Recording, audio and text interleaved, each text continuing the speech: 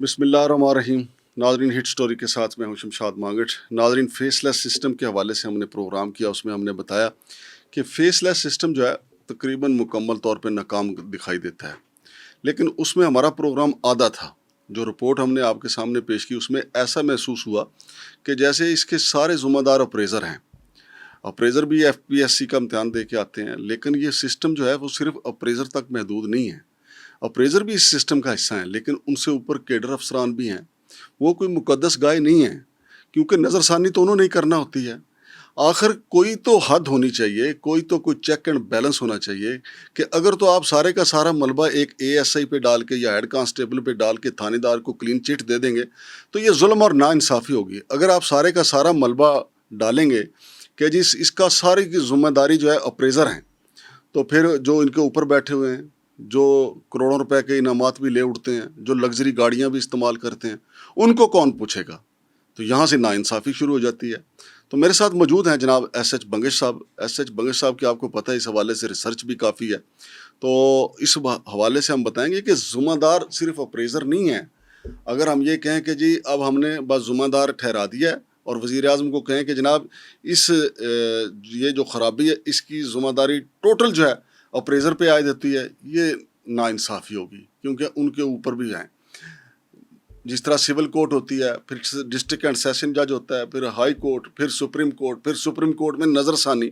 تو یہ ادھر بھی ایسا سسٹم ہے. اپریزر تو ابتدا ہے، اس کے اوپر بھی تو کچھ لوگ بیٹھے ہوئے ہیں. السلام علیکم جناب ایس ایچ بنگش صاحب. وعلیکم السلام مانگٹ صاحب. بنگش صاحب، پچھلا جو ہم نے پروگرام کیا اس لیے تھوڑا سا ادھورا تھا، ویسے بھی ٹائم بھی شارٹ ہوتا ہے، جی کہ ہم نے اس رپورٹ کے مطابق جو ہے وہ سارے کا سارا ملبہ ڈال دیا. اسد جواد جو رپورٹ ہے جی کہ یہ تاثر یہ گیا کہ اس خرابی کی ساری ذمہ داری اپریزر پہ عائد ہوتی ہے. ہمارے کوئی دوست ہیں وہ ناراض بھی ہوئے کہ یار آپ نے تو یہ سمجھ لیا ہے کہ ہم ہی ہماری وجہ سے یہ ساری خرابی پیدا ہوئی ہے. تو میں نے ان کو تسلی کرائی کہ بھئی وہ ہمارا پہلا پارٹ تھا. اب دوسرا پارٹ جو آئے گا کہ ہمارا مقصد تو اس تنقید کا مقصد اصلاح کرنا ہے نا، جی بالکل تطہیر ہے. وزیر اعظم کو اصل صورتحال بتانا ہے جی، جو کہ یہ نہیں بتاتے. جی یہ تو کہتے ہیں کہ یار جان چھڑاؤ، یہ 5-7 بندے تلاش کرو، ان کے اوپر ڈالو اور آگے نکلو. آگے نکلے. تو اصل بات کیا ہے جی؟ بہت شکریہ مانگٹ صاحب.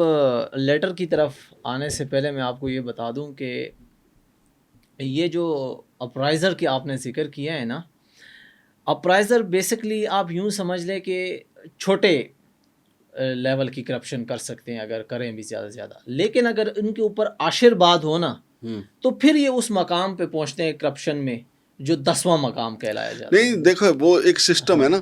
اب کسٹم انسپیکٹر بھی ہے نا جو، جی جب تک اس کے اوپر سپریڈینٹ کا ہاتھ نہ ہو اور سپریڈینٹ کے اوپر کلیکٹر کا ہاتھ نہ ہو، کلیکٹر کے اوپر آگے تک پھر لین جو ہے جی. تو اور بالکل اسی طرح جب تک سمگلروں کو لین پوری نہیں ملتی کوئٹہ سے لاہور تک، جی وہ کنٹینر لے کے نہیں نکلتے. اسی طرح جب تک نیچے سپاہی جو ہے نا کسٹم کا، اس کو پوری لین جو ہے وہ کلیکٹر تک نہیں ملتی تو وہ واردات نہیں کرتا. بس یہی میں کہنا چاہ رہا تھا کہ ڈیفینیٹلی ان کو آشرواد حاصل ہوتا ہے. اچھا سر جی، آج جو لیٹر لکھا گیا، بالکل تازہ لیٹر ہے میرے پاس. یہ لکھا گیا جی 29/5/2025 کو. یہ لکھا گیا ہے جی، یہ کس کو لکھا گیا؟ یہ لکھا گیا ہے all chief collectors, directors general of custom field formations. یہ تو فرینڈز آف پاکستان کی طرف سے نہیں لکھا گیا لیٹر؟ فرینڈ آف پاکستان کی طرف سے بھی ایک لیٹر لکھا گیا، لیکن اس میں جو مدعا ہے نا، ہاں وہ اس سے ریلیٹڈ ہے، لیکن تھوڑا سا اس سے ڈفرینٹ ہے. یعنی اس میں ذکر کیا گیا ایف بی آر کا جو کور بورڈ ہے نا، ٹھیک ہے، اس میں تبادلے چونکہ بہت تیزی سے ہوتے ہیں. اس میں کیا اس لیٹر یہ جو ہے نا، یہ جو ہم نے لاسٹ پروگرام کیا تھا، یہ اس حوالے سے بڑا اہم ہے، کیونکہ اس میں جو سیکنڈ سیکٹری ہیں منیر احمد صاحب ایف بی آر سے، انہوں نے یہ لیٹر لکھا ہے all chief collectors director generals of custom field formations, اور انہوں نے تقاضا کیا ہے، یہ لیٹر میرے سامنے، انہوں نے تقاضا کیا ہے کہ ہمیں انفارمیشن چاہیے. کس چیز کی انفارمیشن چاہیے؟ Regarding formal disciplinary proceedings conducted against official of BS1 to BS15، grade 1 سے گریڈ 15 تک کے جتنی آفیشل ہیں ان کے خلاف جتنی بھی کاروائیاں ہوئی ہیں ان کی تفصیلات ہمیں چاہیے، of custom department under the civil servant rule 2020. یار دیکھیں یہ تو انہوں نے تفصیلات مانگی ہیں نا, تفصیلات تو اس سے پہلے ہم نے بھی ایک لیٹر لکھا کہ کون افسر کون سی گاڑی استعمال کرتا ہے پورے پاکستان میں, جو ان کے زیر استعمال گاڑیاں لگژری نان کسٹم پیڈ جو پکڑتے ہیں پھر گفٹ بھی کرتے ہیں, تو وہ لیٹر تو ہم نے بھی داغا ہوا ہے, ابھی تک جواب نہیں آیا, اور کچھ اور لیٹر بھی گئے ہوئے ہیں ان کو. دیکھیں ان کا یا ذکر کروں گا, اس میں نا درپردہ ایک اور چیز ہے جو خاص ہے, وہ یہ ہے کہ اگر 29 مئی کو ایف بی آر یہ انفارمیشن مانگ رہا ہے, جس کی میں آگے آپ کو 6 شیکیں بتاتا ہوں کہ انہوں نے ایکچولی مانگا کیا ہے. یہ مانگا کس سے ہے انہوں نے؟ یہ انہوں نے کلیکٹرز جتنے بھی ہیں, ڈائریکٹر آف کسٹمز کی فیلڈ فارمیشنز کے جتنے بھی آل, اچھا مانگا کیا ہے؟ مانگا یہ ہے کہ جی ہمیں بتایا جائے number of cases finalised old plus nu, کہ آج تک آپ نے جتنے بھی کیسز فائل کیے ہیں یا فائل ہوئے ہیں ان کا جو نتیجہ نکلا ہے, چاہے وہ پرانے کیسز ہوں چاہے نئے کیسز ہوں, وہ کتنے ہیں ہمیں دیں. یہ تو دھواں نکال دیا انہوں نے. یہ ایکچولی اس لیے تو یہ لیٹر ذرا زوردار ہے نا, یہاں پہ کاروائی بس نہیں ہوتی. Number of cases where major penalties are imposed, کہ جہاں پہ آپ نے زیادہ جرمانہ کیا ہے, کہ جب آپ نے ثابت کر دیا کیس غلطی آپ آئے نا پہاڑ اونٹ پہاڑ کے نیچے, اب آئے گا اور بھی, کیونکہ یہ دیکھیں مزے کی بات جو اس میں ہے نا وہ ہے آل چیفز. ویسے اونٹ کی قربانی کے دن ہے, پتہ نہیں پہاڑ کے نیچے آئے گا یا چھری کے نیچے آئے گا. وہ جو چھری کے نیچے آنے والا ہے نا وہ تو بابرکت اونٹ ہے, ہاں اس کی تو الگ وہ ہے جو قربانی کی چھری ہے. یہ جو پہاڑ کے نیچے آئیں گے نا اس کا الگ تذکرہ ہے, وہ یہ ہے, وہ دھواں نکالنے والا ہے. Number of penalties where minor, number of cases where minor penalties are imposed, جہاں مائنر پینلٹیز امپوزڈ ہوئے ہیں ان کے بارے میں بتایا جائے.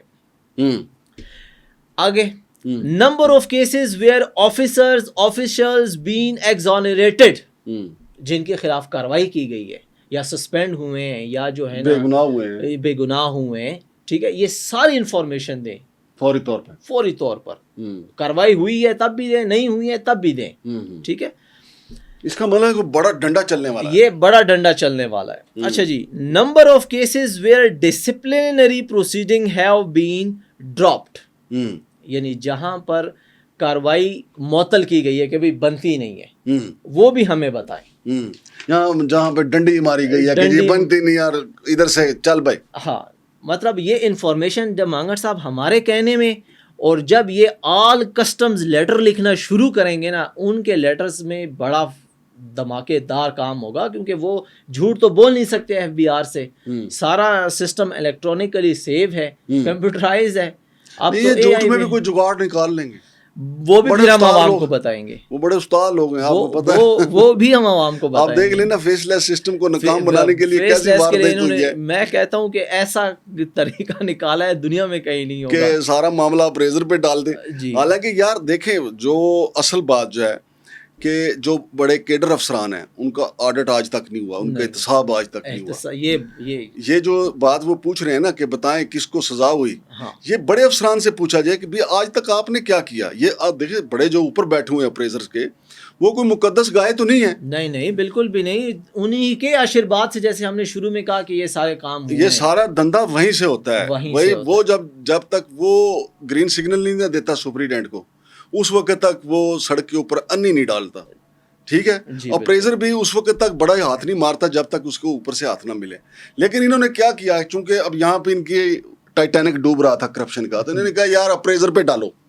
اب اپریزر اگر ذمہ دار ہیں تو اوپر والے کدھر ہیں؟ مانگڑ صاحب میں اب یہاں پہ یہ سوال اٹھے گا, 45 بندے انہوں نے معطل کیے, جو پچھلی رپورٹ میں ہم نے بتایا کہ جب آپ ان کو معطل کر رہے ہیں تو کوشچن اٹھے گا نا کہ آپ بتاؤ بھی آپ کہاں تھے.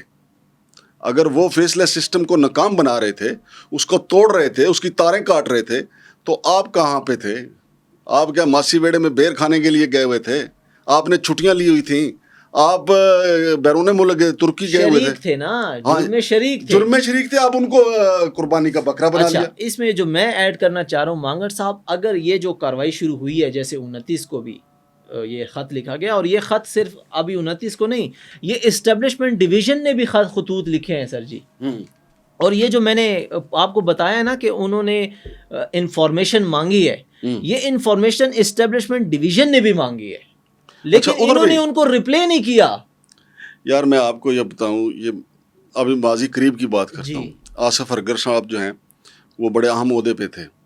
اس وقت ایک ڈپٹی کلیکٹر خاتون تھی, ان کا انتظامی معاملات میں کسی کوئی مطلب ہوا تو انتظامی امور پہ ان کا تبادلہ کر دیا گیا. ایک طرف تو ان کا تبادلہ کر دیا گیا کہ آپ کام اچھا نہیں کر رہے, یہ وہ جو بھی ہے, بہرحال وہ تو ان کا انٹرنل معاملہ ہے. لیکن ابھی جو ایوارڈ منی ہوئی ہے, ریوارڈ منی جو ہے, جی جی, وہ لاکھوں روپے اس کو تو ان کو دے دیے گئے ہیں یار.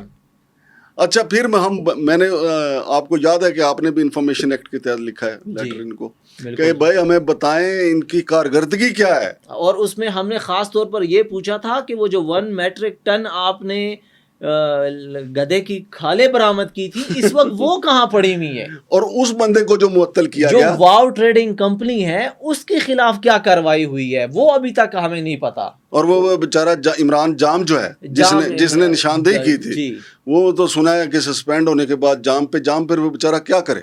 اب پتہ نہیں, ویسے میں تو ویسے ذرائع مذاق کہہ رہا ہوں, ہو سکتا ہے عمران صاحب تو 5 وقت کے تہجد گزار ہوں, لیکن پھر بندہ جب غم لگتا ہے تو پھر جام تو پھر چھلک جاتے ہیں نا. بس اللہ کرے کہ وہ جام پہ نہ جائیں, وہ نام میں ہی جام رکھیں.